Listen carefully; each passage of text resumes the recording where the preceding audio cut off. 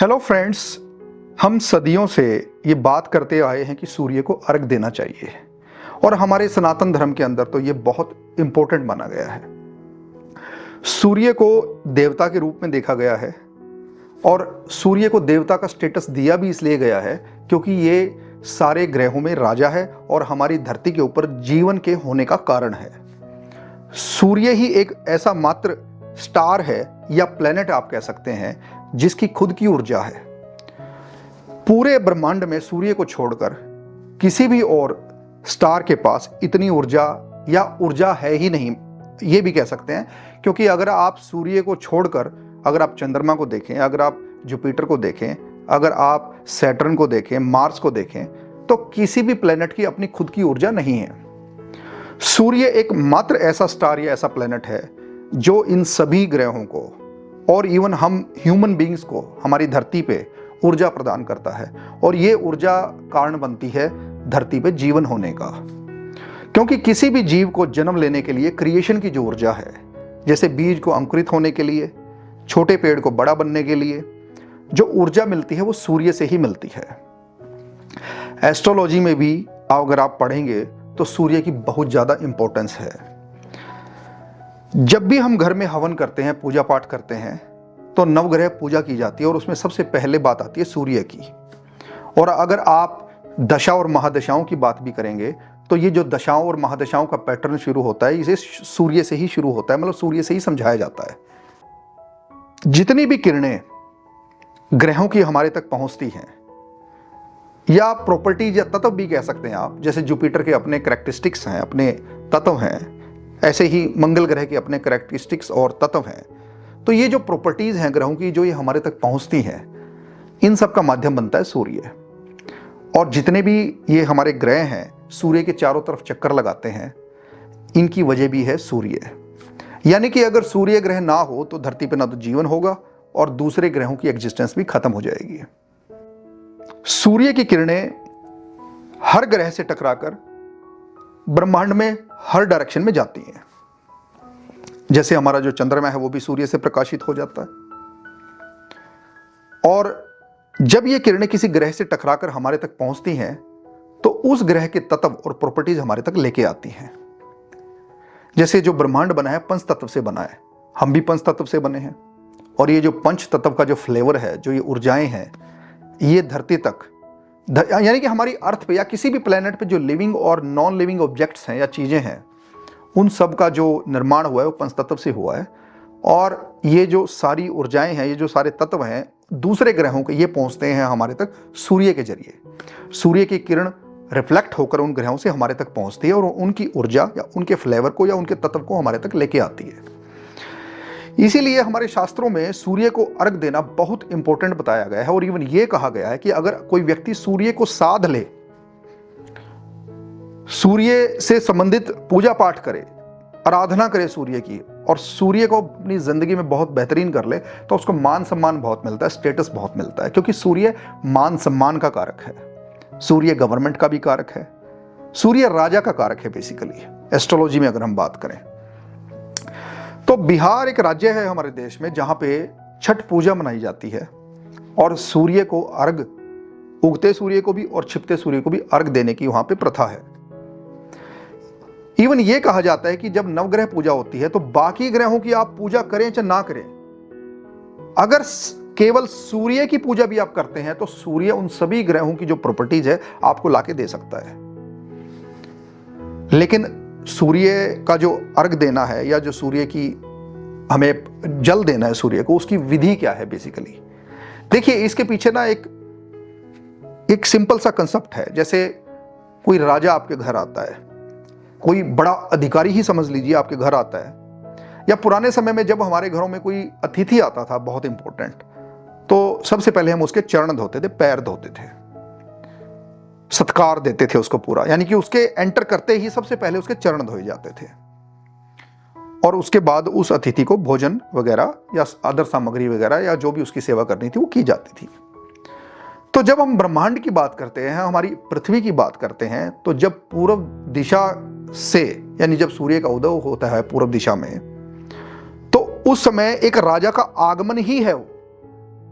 यानी कि जिस स्टार से या जिस प्लेनेट से हमारी धरती पे जीवन है, जब एक पर्टिकुलर डायरेक्शन से उसका उदय होता है सुबह सुबह मॉर्निंग में, तो वो एक राजा की एंट्री है बेसिकली।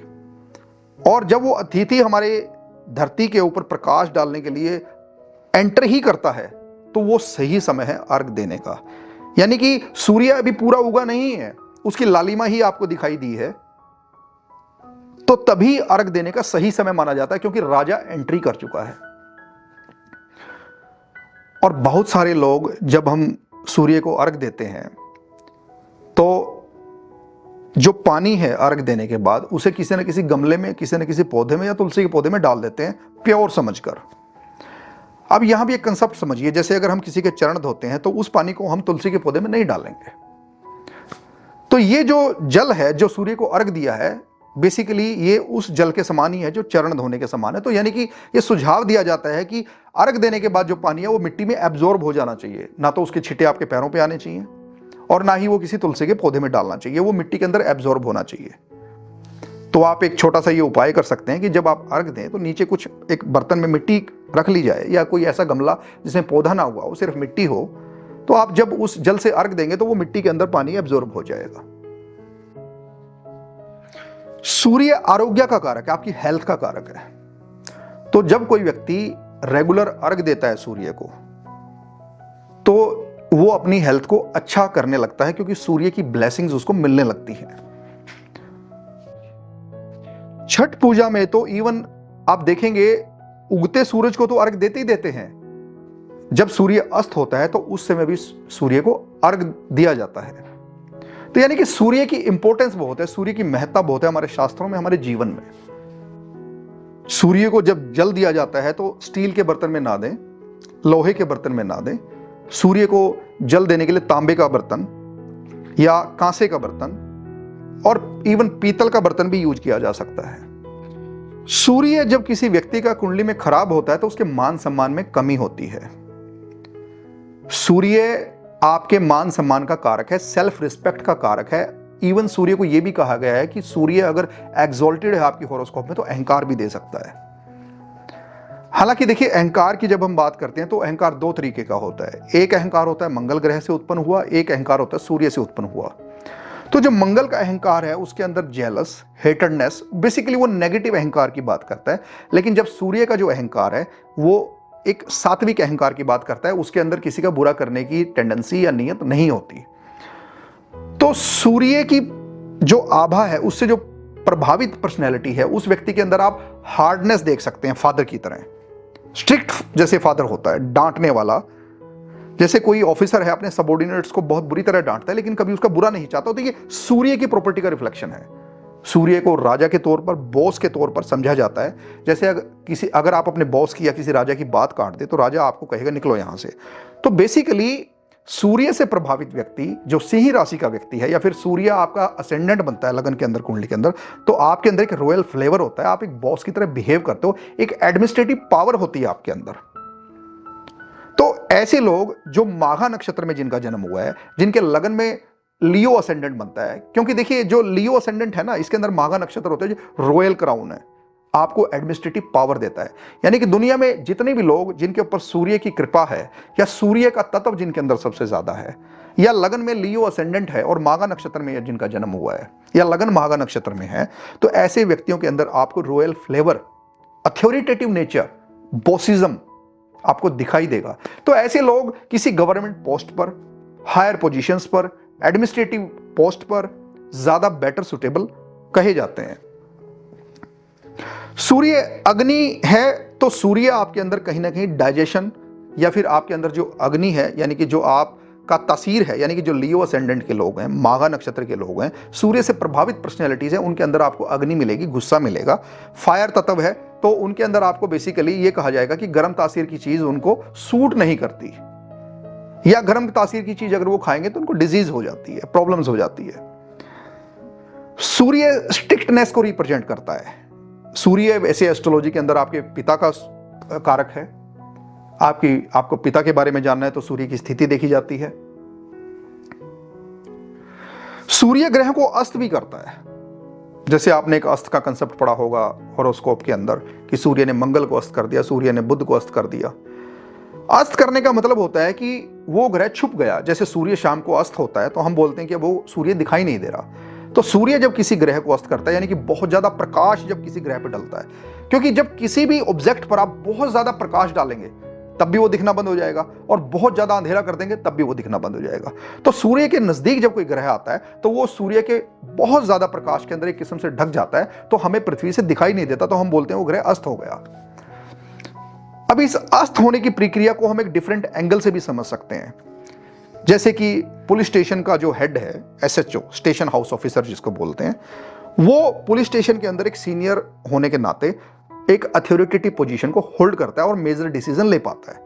लेकिन उससे भी बड़ा ऑफिसर DGP लेवल का, SSP लेवल का या SP लेवल का अगर उसी पुलिस स्टेशन में आ जाए तो वो जो SHO वो खड़ा हो जाएगा और वो अपने सीनियर को कहेगा, सर इस फाइल में ऐसे है, इसको ऐसे कर सकते हैं क्या, अगर आपकी परमिशन हो तो मैं ये कर दूं। तो बेसिकली यहां पर आप सिचुएशन देखिए कि जो उस ऑफिसर की पावर थी, जब उसका सीनियर आ गया तो वो पावर छुप गई और वो सीनियर से पूछकर काम करने लगा। तो जब कोई ग्रह सूर्य के बहुत नजदीक आ जाता है और अस्त हो जाता है तो बेसिकली सूर्य उस ग्रह के प्रभावों को देने की कैपेसिटी में आ जाता है, यानी कि वो ग्रह अपना कंट्रोल छोड़कर सूर्य के हाथ में दे देता है। सूर्य ग्रह आपकी बोन्स का भी कारक है, आपकी हड्डियों का कारक है। सूर्य अगर कुंडली में खराब है तो हो सकता है आपको बोन से रिलेटेड प्रॉब्लम्स हो। सूर्य पॉलिटिक्स का भी कारक है, सूर्य लीडरशिप का भी कारक है, यानी कि जितने भी पॉलिटिकल लीडर्स होते हैं उनका सूर्य आपको बहुत अच्छी पोजीशन में नजर आएगा, या लीडिंग स्किल देता है, लीडिंग पावर देता है। जैसे अगर आत्म कारक प्लैनेट, यानी कि सबसे ज्यादा डिग्री का कोई प्लैनेट अगर आपकी कुंडली में अगर सूर्य हो जाए तो उस व्यक्ति के अंदर आपको लीडिंग स्किल दिखेगी, वो लीड करता दिखेगा आपको किसी ना किसी ऑर्गेनाइजेशन में, जहां भी वो काम करेगा वो लीडिंग पोजीशंस पर हो सकता है। सूर्य एक सात्विक प्लैनेट है, यानी कि सूर्य जो है, अब सात्विकनेस को हम देखिए, वैसे तो रजस और तमस भी सूर्य के अंदर आता है, लेकिन मेजर लेवल पे हम ये कहते हैं कि सूर्य प्योरिटी को रिप्रेजेंट करता है, सात्विकनेस को, ऑनेस्टी को रिप्रेजेंट करता है। जब सूर्य किसी व्यक्ति का कुंडली में बहुत अच्छा होता है तो वो व्यक्ति इमेज कॉन्शियस हो जाता है, यानी कि उसकी कुंडली में उसके करैक्टर के पतन के योग अगर बन भी रहे हैं तो वो व्यक्ति गलत रास्ते पे नहीं जाएगा अपनी इमेज को बचाने के चक्कर में। सूर्य डर पैदा करता है इमेज कि उसकी लूज ना हो, वो हर संभव प्रयास करेगा अपनी इमेज को बचाने का। तो ऐसे व्यक्ति डर के कारण गलत रास्तों पे या गलत कार्यों में नहीं जाते हैं। जुपिटर बात करता है नीतियों की, यानी कि जुपिटर कुंडली में अगर स्ट्रॉन्ग होगा तो व्यक्ति नीतिवान होगा और नीतियों को फॉलो करेगा और गलत रास्ते पे नहीं जाएगा।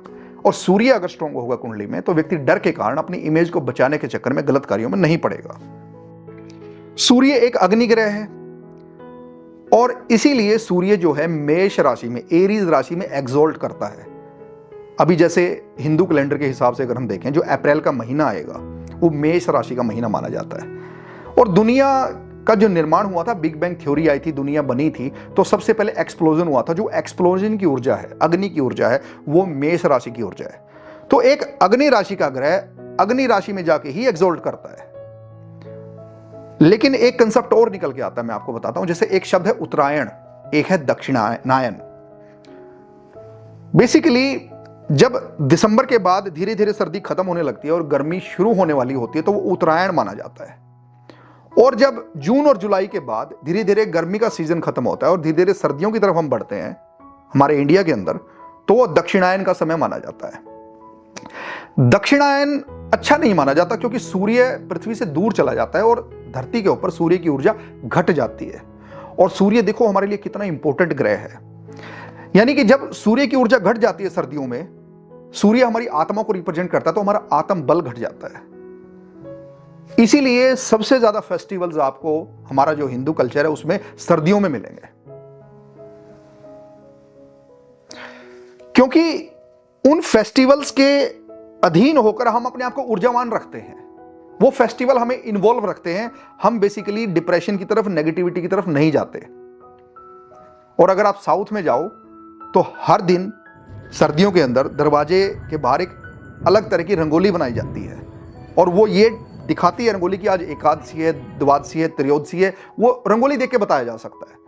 तो यानी कि जब विंटर्स आती हैं, सर्दियां आती हैं और सूर्य का प्रकाश धरती पे बहुत कम पहुंचता है तो क्रिएशन की ऊर्जा घट जाती है।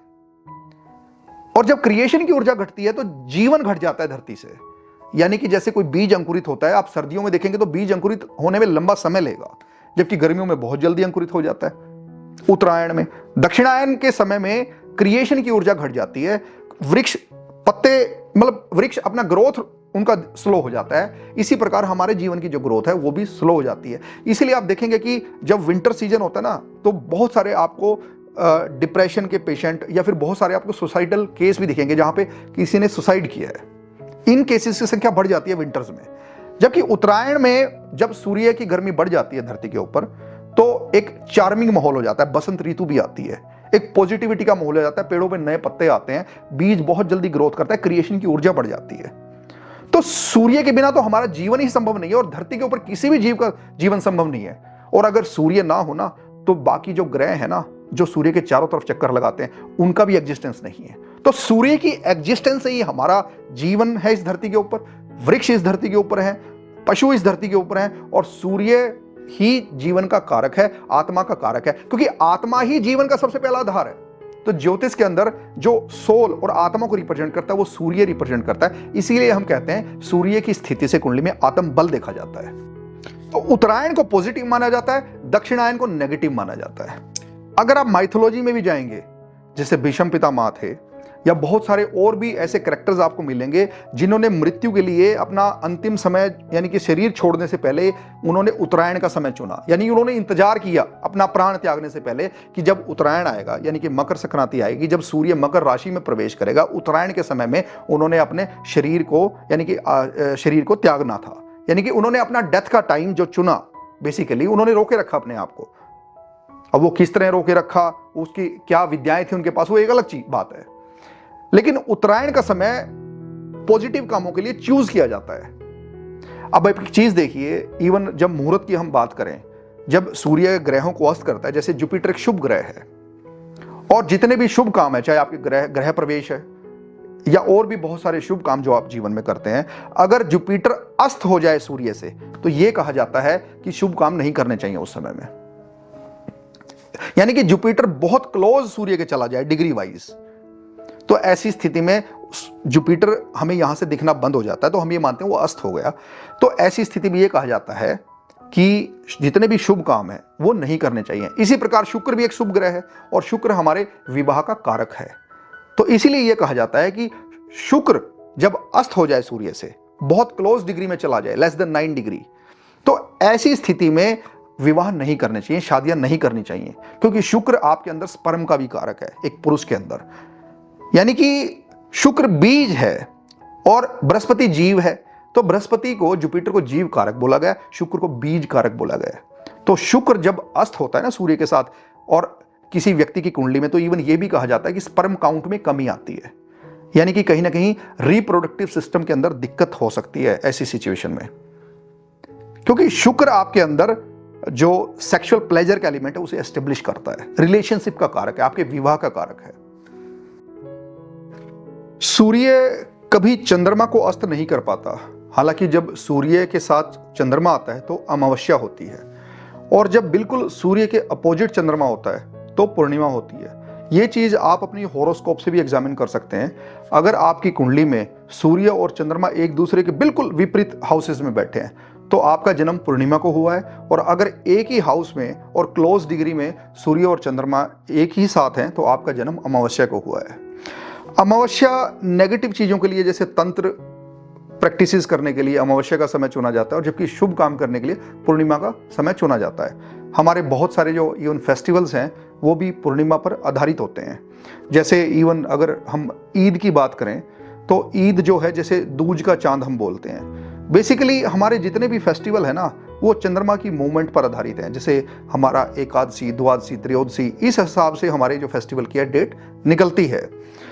एक चीज़ और मैं आपको बताता हूँ, जैसे सूर्य की किरण जब चंद्रमा से टकराकर धरती पर पहुंचती है ना, तो ये कहा जाता है कि जो आयुर्वेदिक मेडिसिन हैं जितनी भी, या प्लांटेशन है आयुर्वेदिक, उन सब का जो एग्जिस्टेंस है या उन सब में जो एक आयुर्वेदिक या हेल्थ के जो एलिमेंट्स उन पौधों के अंदर डेवलप होते हैं, उसका एक कारण जो है सूर्य की जो रोशनी है जो चंद्रमा से टकराकर पृथ्वी पर आती है वो बनता है। तो इसी प्रकार अगर हम आगे समझें, जैसे हम नक्षत्र की बात करते हैं सूर्य के नक्षत्र है कृतिका नक्षत्र, दूसरा नक्षत्र है सूर्य का उत्तर आषाढ़ नक्षत्र, उत्तर फाल्गुनी नक्षत्र। देखिए सूर्य एक ना रिजिड साइन है, एक रिजिडिटी को रिप्रेजेंट करता है। जैसे किसी व्यक्ति का अगर सूर्य के नक्षत्रों में जन्म है या लगन के अंदर लियो साइन है, माघा नक्षत्र में इवन जन्म है जो लियो साइन के अंदर आता है, तो व्यक्ति के अंदर ना एक रॉयल फ्लेवर, एक एडमिनिस्ट्रेटिव फ्लेवर आता है, एक रिजिडिटी आती है। यानी कि ये व्यक्ति झुकना पसंद नहीं करता। आज जैसे इसका कोई मित्र अगर किसी बड़े पद पे भी बैठ जाए तो ये चाहेगा कि वो खुद आकर इसको कोई ऑफर करे पद, लेकिन मैं मांगूंगा नहीं जाके, मतलब मांगने की प्रवृत्ति नहीं है, झुकने की प्रवृत्ति नहीं है। ये व्यक्ति चाहेगा कि सामने वाला ही आकर मेरा सम्मान करे और मैं जो डिजर्व करता हूं मुझे वो दे। तो सूर्य जब कुंडली के अंदर एक्सॉल्टेड हो जाता है ना, वो भी कोई अच्छी बात नहीं होती, क्योंकि जब जब सूर्य एक्सॉल्ट करेगा कुंडली के अंदर, सूर्य की स्थिति बहुत मजबूत होगी, तो व्यक्ति के अंदर ना सच्चाई बहुत आ जाएगी, एडेप्टेबिलिटी नहीं आएगी, एडजस्टेबिलिटी नहीं आएगी, रिजिडिटी आएगी। वो लोगों के साथ मिलकर नहीं चल पाएगा, वो कहेगा कुछ भी हो मैं तो सत्य का साथ दूंगा। तो यानी कि समाज के अंदर जब आपको एग्जिस्ट करना है, सर्वाइव करना है, तो कहीं ना कहीं आपके अंदर एक एडजस्टेबिलिटी भी होनी चाहिए, कहीं ना कहीं लोगों के साथ लेके चलने की एबिलिटी भी होनी चाहिए। तो सूर्य का बहुत स्ट्रांग होना एक हार्डनेस दे देता है, रिजिडनेस दे देता है आपकी जिंदगी के अंदर। अभी मैंने आपको बताया कि चंद्रमा जो है वो अस्त नहीं होता सूर्य से, इसी प्रकार राहु और केतु भी कभी सूर्य से अस्त नहीं होते, क्योंकि राहु और केतु की फिजिकल एग्जिस्टेंस नहीं है एज ए प्लैनेट, और जो चीज़ फिजिकली एग्जिस्ट करती ही नहीं वो अस्त कैसे होगी। तो ये सब मैंने आपको सूर्य के बारे में एक छोटा सा वीडियो आपको बताया, बेसिक जो चीज़ें हैं सूर्य से संबंधित वो कोशिश की एक्सप्लेन करने की, और सूर्य का महत्व हमारी ज़िंदगी में। तो आई थिंक ये वीडियो आपको पसंद आएगा, और अगर ये वीडियो और इसका कंटेंट आपको पसंद आए तो आप इसे शेयर कीजिएगा, लाइक कीजिएगा और हमारे चैनल को सब्सक्राइब कीजिएगा। Thank you very much.